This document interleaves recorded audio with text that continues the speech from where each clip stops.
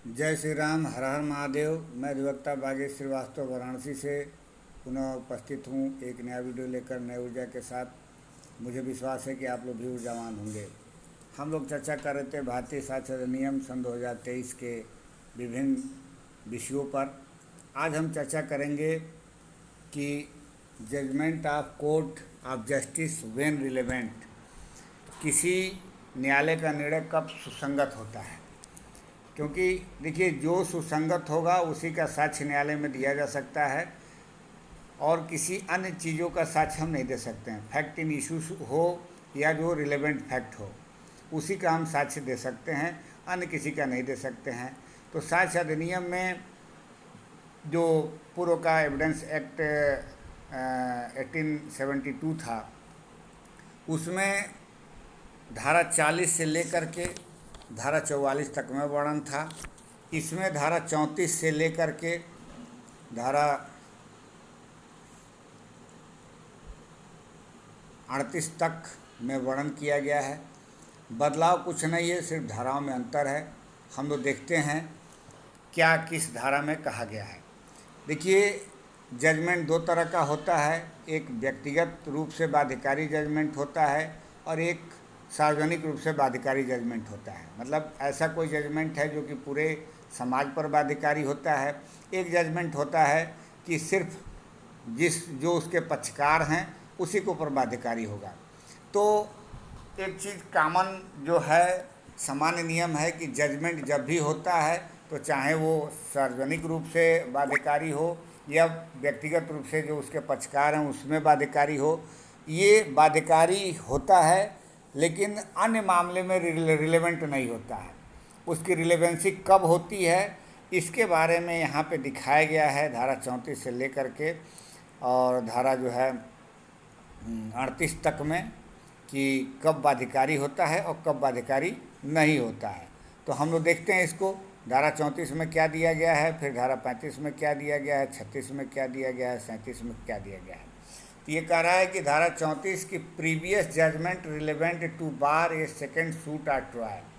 कोई पहले का जजमेंट है। देखिए, यहाँ पे जो आप रेस जुडिकेटा आप सीपीसी में पढ़े होंगे, लगभग ये उसी का एक मिलता जुलता एविडेंस में भी है कि ये कह रहा है कि previous judgment relevant to bar a second suit or trial. मतलब किसी ट्रायल के लिए या सूट के लिए कोई पहला जजमेंट ऐसा है जो कि बार करता है तो वो रिलेवेंट हो जाता है, अन्यथा की स्थिति में रिलेवेंट नहीं है। लेकिन अगर जो ऐसा कोई प्रीवियस जजमेंट है जिसके वजह से कोई सेकंड सूट या ट्रायल को बार कर दिया जाए तो प्रीवियस जजमेंट रिलेवेंट हो जाएगा। अब ये कह रहा है धारा 34, the existence of any judgment order और decree which by law prevent any court from taking cognizance of a suit or holding a trial is a relevant fact when the question is whether such court are to take cognizance of such suit or to hold such trial। अब देखिए, heading title में तो judgement का है, लेकिन अब यहाँ पे तीन चीज़ों को कवर कर रहा है कि एनी जजमेंट, आर्डर और डिक्री। मतलब टाइटल में सिर्फ जजमेंट को ही ये कह रहा है कि रिलेवेंट होगा, लेकिन जब इसके कंटेंट्स को हम पढ़ते हैं तो उसमें जजमेंट को भी रिलेवेंट बना रहा है, आर्डर को भी रिलेवेंट बना रहा है और किसी डिक्री को भी रिलेवेंट बना रहा है यदि उसके एग्जिस्टेंस के वजह से कोई सेकंड जो है सूट अथवा ट्रायल को जो है रोक दिया जाए, कागज या किसी को कोर्ट को जो है कोई कॉग्निजेंस लेने से किसी वाद को या ट्रायल को जो है रोक दे, तो उस कंडीशन में पुराना वाला जो है जजमेंट, आर्डर और डिक्री रिलेवेंट हो जाता है। अब इसके बाद से ये कह रहा है दूसरा कि relevancy of certain judgment in probate ETC jurisdictions. अब ये जो धारा 35 है इसमें थोड़ा सा चेंजिंग हुआ है, ट्रिब्यूनल शब्द को जोड़ दिया गया है। पिछले धारा में जो धारा 41 में था वो ट्रिब्यूनल उसमें नहीं था। अब ये कह रहा है कि a final judgment or order decree of a competent court or tribunal. मतलब पहले क्या था कि सिर्फ कॉम्पिटेंट कोर्ट की बात कर रहा था, अब इसमें ट्रिब्यूनल को भी समाहित कर लिया है कि यदि कोई फाइनल जजमेंट, आर्डर अथवा डिक्री दे दिया गया है सक्षम कोर्ट के द्वारा अथवा ट्रिब्यूनल के द्वारा, in the exercise of probate के विषय में, मेट्रिमोनियल के मामले में, एडमिरल्टी के बारे में, अथवा insolvency जुडिक्शन which confer upon or takes away from any person any legal character to which declares any person to be entitled to any such characters or to be entitled to any specific things not as against any specified person but absolutely is relevant when the existence of any such legal characters or the title of any such person to any such things is relevant। मतलब यदि किसी सक्षम न्यायालय के द्वारा अथवा tribunal के द्वारा कोई प्रोबेट विषयक, विवाह विषयक या नवाधिकार विषयक या दिवालिया विषयक अधिकारिता के प्रयोग में दिया हुआ कोई अंतिम निर्णय है, फाइनल है या आदेश है या डिक्री है, तो जो किसी व्यक्ति को या से कोई विधिक हैसियत प्रदान करती या लेती है, मतलब या तो उसको कोई विधिक हैसियत दे देती है या उसे ले लेती है, या जो सर्वत या न कि किसी विनिर्दिष्ट व्यक्ति के विरुद्ध किसी व्यक्ति को ऐसी किसी हैसियत का हकदार या किसी विनिर्दिष्ट चीज़ का हकदार घोषित करती है, मतलब उसको जो है हकदार बना देती है, हैसियत में ला देती है, तब सुसंगत है। जबकि ऐसी विधिक हैसियत या ऐसी किसी चीज़ पर किसी ऐसे व्यक्ति के हक का अस्तित्व सुसंगत है, तो उस कंडीशन में ये फाइनल जजमेंट, डिक्री और आर्डर जो है रिलेवेंट हो जाता है, अगर जो किसी सक्षम न्यायालय द्वारा या ट्रिब्यूनल द्वारा दिया गया है तो। अब ये उपधारा 2 कह रहा है, देखिए इसमें थोड़ा सा ये जो उसमें डायरेक्टली था इसमें उपधाराओं के रूप में रख दिया गया है कि such judgment or order decree is conclusive proof that, मतलब ये निश्चायक सबूत होगा। कब होगा? Any legal character which is confers accord at the time when such judgment, order or decree came into operation। दूसरा कह रहा है इसका कि any legal character to which it declares any such person to be entitled accord to that person at the time when such judgment, order or decree declare it to have accord to that person। तीसरा कह रहा है कि any legal character which it takes away from any such person seized at the time from which such judgment, order to decree declare that it had seized or should seize। and last में चौथा कर anything to which it declares any person to be so entitled was the property of that persons at the time from which such judgment, order or decree declares that it had been or should be his property। तो इसको निश्चायक सबूत के रूप में ले रहा है जो उस हैसियत में उसको लाया जाता है। यदि कोई विधिक हैसियत जो वह प्रदत्त करती है उस समय प्रभुत हुई जब ऐसा निर्णय, आदेश या डिक्री प्रदान में आई है, या दूसरा कह रहा था कि कोई ऐसी विधिक हैसियत जिसके लिए वह किसी व्यक्ति को हकदार घोषित करती है उस व्यक्ति को उस समय प्रभुत हुई जो उस समय ऐसे निर्णय, आदेश या डिक्री द्वारा घोषित है कि उस समय वह उस व्यक्ति का प्रभुत हुआ था। उसके बाद कह रहा है कि कोई विधिक हैसियत जिसे वह किसी ऐसे व्यक्ति से ले लेती है उस समय खत्म हुई जो उस समय ऐसे निर्णय, आदेश या डिक्री द्वारा घोषित है कि उस समय से वह हैसियत खत्म हो गई थी या खत्म हो जानी चाहिए।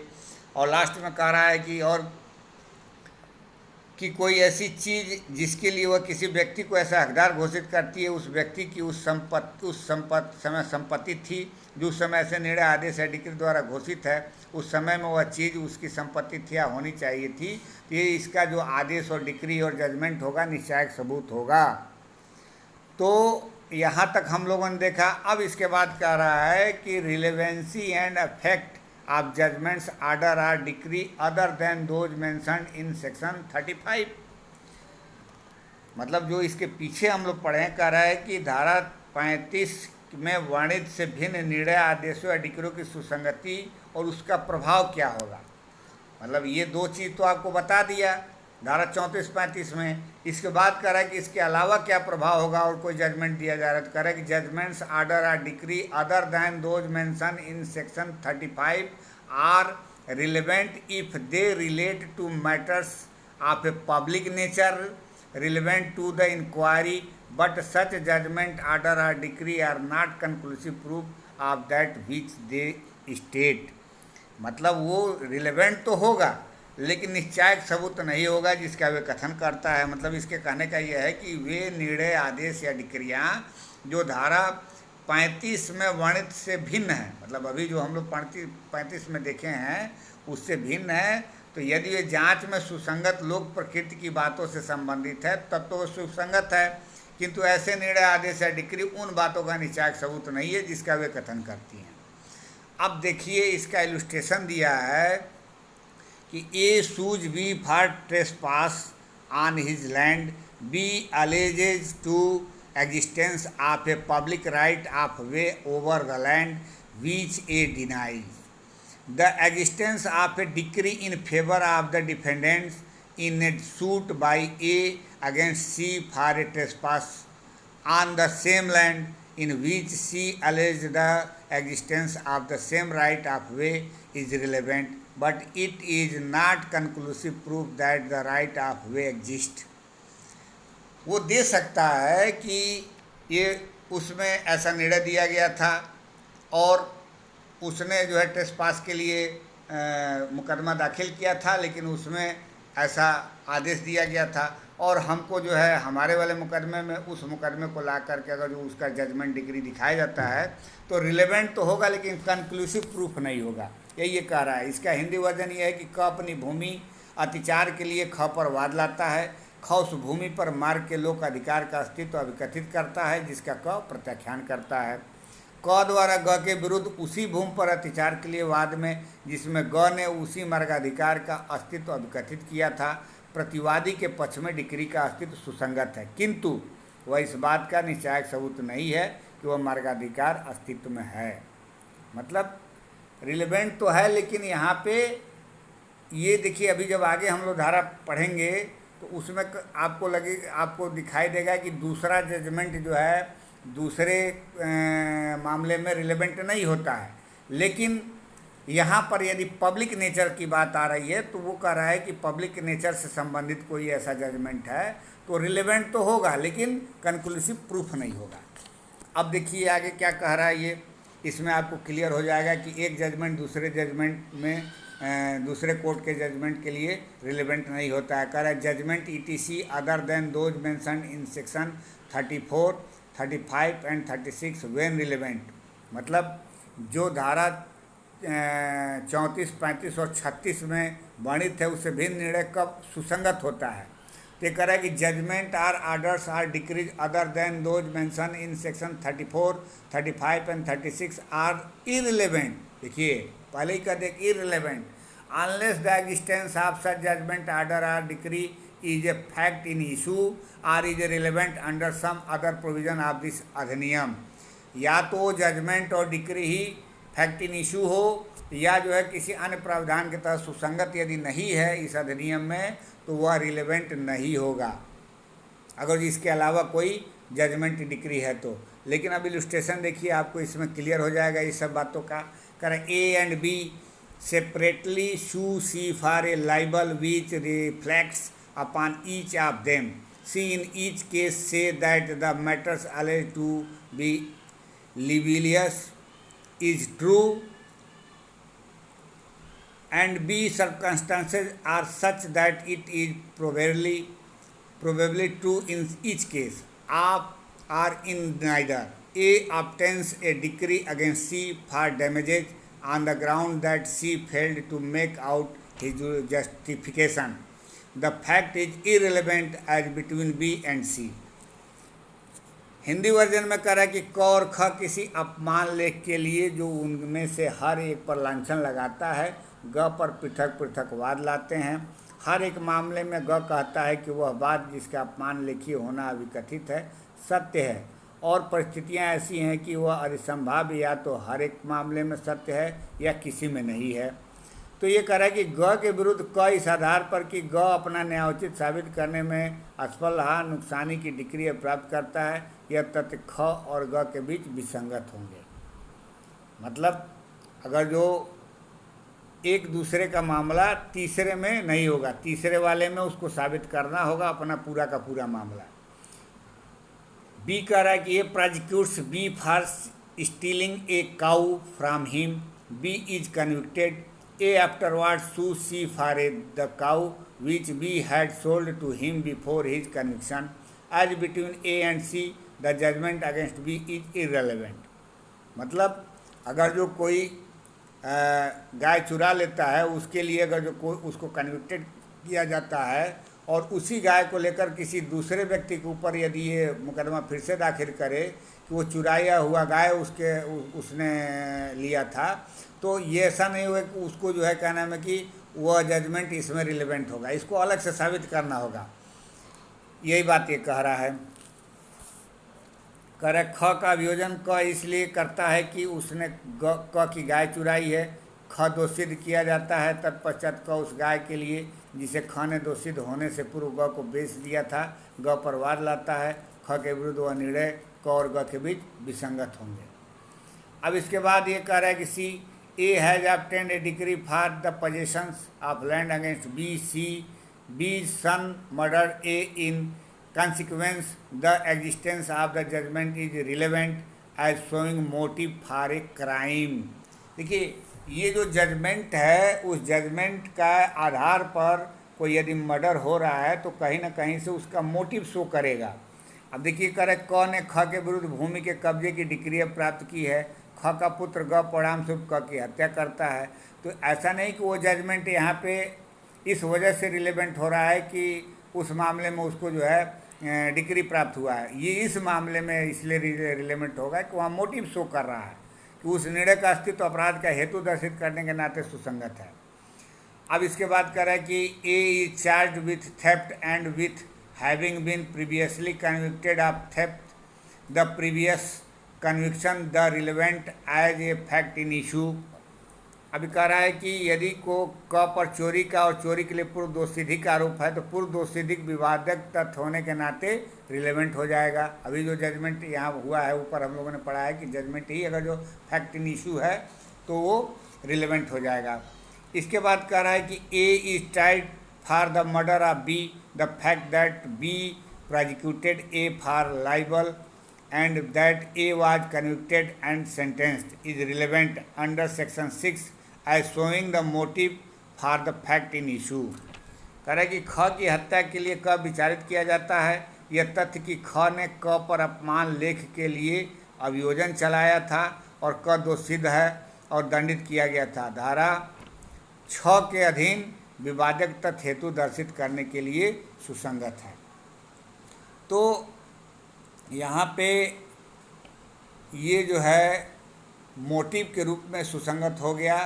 अब इसके बाद से एक इलस्ट्रेशन इसमें छांट दिया गया है, नहीं दिया गया है, जो कि एक उसमें जारता और उसके संबंध में था, दूसरा विवाह कर लिया था, तो वो इलस्ट्रेशन यहाँ हटा दिया गया है। अब इसके बाद से कह रहा है कि निर्णय प्राप्त करने में कपट या दुर्विसंधि या अन्य अथवा न्यायालय की अक्षमता साबित की जा सकेगी। जो भी ये जजमेंट पीछे हम लोग देखे हैं, उस जजमेंट को प्राप्त करने में यदि कोई कपट का प्रयोग किया गया है, दुर्विसंधि का प्रयोग किया गया है, उसको कभी भी साबित किया जा सकता है। इसके लिए यह धारा फ्री कर रख रहा है आपको। Any party to a suit or other proceeding में show that any judgment order or decree which is relevant under section 34, 35 or 36 and which has been proved by the adverse party was delivered by a court not competent to deliver it or was obtained by fraud or collusion। इसके कहने का मतलब यही है कि यदि कोई वाद यानी कार्रवाई का कोई भी पक्षकार यह दर्शित कर सकेगा कि कोई निर्णय, आदेश या डिक्री जो धारा 34, 35 और 36 के अधीन सुसंगत है और जो प्रतिपक्षी द्वारा साबित की जा चुकी है, ऐसे न्यायालय द्वारा दी गई थी जो उसे देने के लिए सक्षम नहीं था, यानी अक्षम था, या कपट या दुरासंधि द्वारा अप्राप्त की गई थी। तो ये धारा हम लोगों ने देखा कि धारा 34 से लेकर के धारा 37 तक कि कब एक जजमेंट रिलेवेंट होता है, और 38 में हम लोगों ने देखा कि उस जजमेंट को भी चैलेंज किया जा सकता है यदि जिस न्यायालय द्वारा जजमेंट दिया गया है वो कॉम्पिटेंट न हो या फ्रॉड के द्वारा या दूरभिसंधि द्वारा ही प्राप्त किया गया है।